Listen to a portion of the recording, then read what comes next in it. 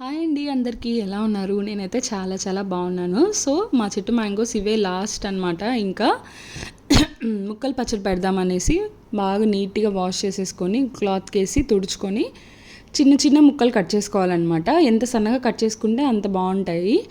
తర్వాత బాణలు పెట్టుకొని ఒక 2 గ్లాసెస్ ఆయిల్ పోసుకున్నాను. తర్వాత ఒక 2 టేబుల్ స్పూన్ ఆవాలు వేసాను.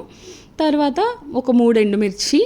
అండ్ దీనికి మెయిన్గా టేస్ట్ ఇచ్చేదైతే ఇంగువ అనమాట. ఒక్కసారి ఇలా ట్రై చేసి చూడండి, పచ్చడి అయితే ఎంత బాగుంటుందో. నేనైతే ఇడ్లీ, దోశ, పొంగల్, అన్నం అన్నిట్లోకి ఇదే తింటాను డబ్బా అయిపోయేదాకా.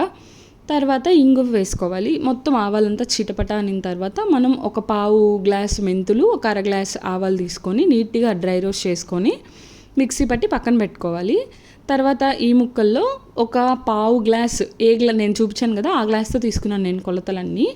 పావు గ్లాస్ ఉప్పు, 1 గ్లాస్ కారము, ఈస్టర్న్ కారం అండి. ఈ మధ్య పచ్చళ్ళకి నేను ఇదే వాడుతున్నాను, చాలా చాలా బాగుంది. తర్వాత ఆ ఆయిల్ అంతా వేసుకొని ఒకసారి మిక్స్ చేసి పక్కన పెట్టుకోవాలి. తర్వాత మెంతిపిండి ఉంది కదా, ఆ మెంతిపిండిని కూడా మనం దీంట్లో వేసి నాకైతే కొంచెం ఆయిల్ తక్కువగా అయినట్టు అనిపించింది. సో నేనైతే కొంచెం ఆయిల్ పోసుకున్నాను.